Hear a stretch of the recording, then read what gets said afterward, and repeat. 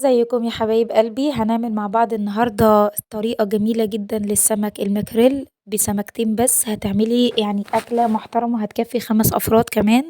يعني حاجة اقتصادية جدا وهتعجبك جدا إن شاء الله. تعالوا نشوف هنعمل ايه. أول حاجة هنجيب كمية خضار كده تكون حلوة، اللي موجود عندك في تلاجتك طلعيه. أنا طلعت بطاطستين، هما كانوا بالظبط 3 بطاطسات لأنهم كانوا صغيرين. عليهم طماطمتين، عليهم بصلتين، عليهم فلفل ألوان.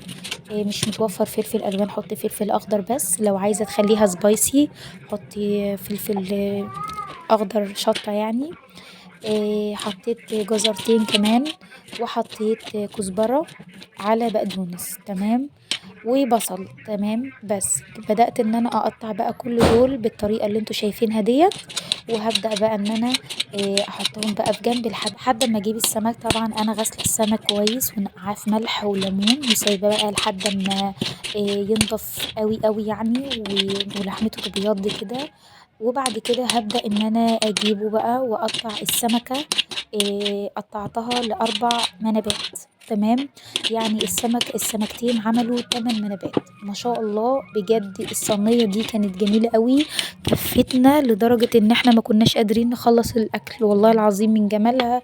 وما شاء الله الخضار اللي تحت الصينية مكتر الاكلة جدا، عشان كده جت بقى من هنا فكرة ان دي اكلة اقتصادية. يعني سمكتين اكلوا 5 افراد.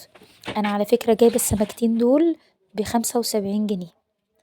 يعني مش قادرة اوصفلكوا السمك المكريل يعني بجد غلا قوي، وكل حاجة غلت ما جاتش عليه. يعني هنبدأ نعمل بقى التتبيلة الجميلة بتاعتنا الخطيرة. هنجيب شوية فلفل ألوان أو أي فلفل عندك، هنجيب طماطماية متقطعة كده، راس توم، و2 مرقة دجاج، وربطة من الخضرة تكون بسيطة كده.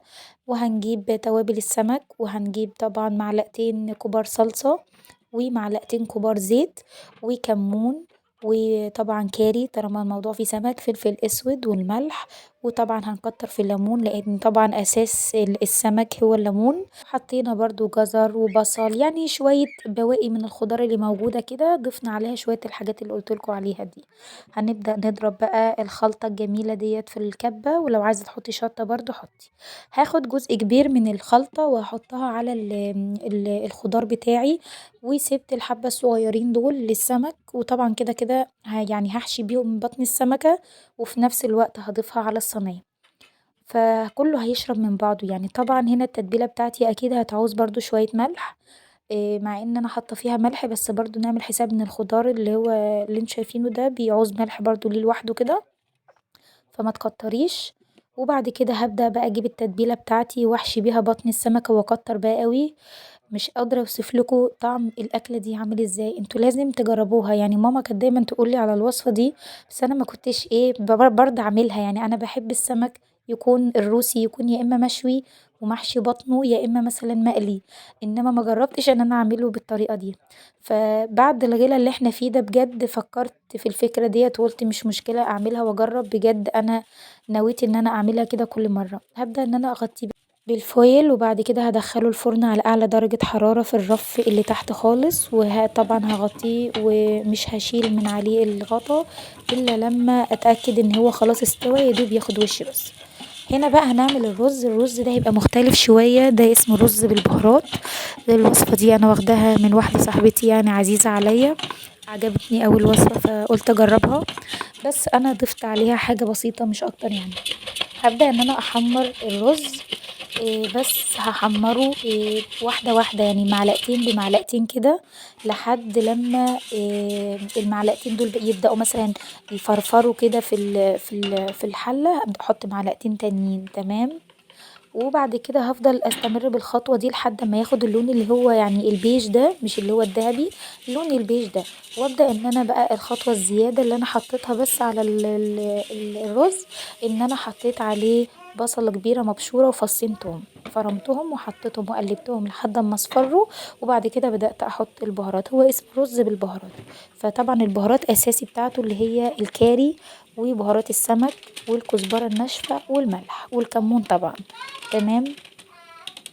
فطبعا الكاري هيدي له طعم حلو اوي، في ناس بتحط كركم بس انا فضلت الكاري، انا حبيت الكركم ده يكون للكبسة او للرز اللي هو يتاكل بفراخ وكده، انما الكاري هو اساس السمك. هبدأ ان انا اقلب حتى زودت شوية كاري كمان عشان يدينا اللون الاصفر الجميل ده، وبدأت ان انا ازود مية سخنة طبعا من الكاتل كده، وطبعا منكترش المية علشان الرز المتحمر ده مش بيحب المية الكتير.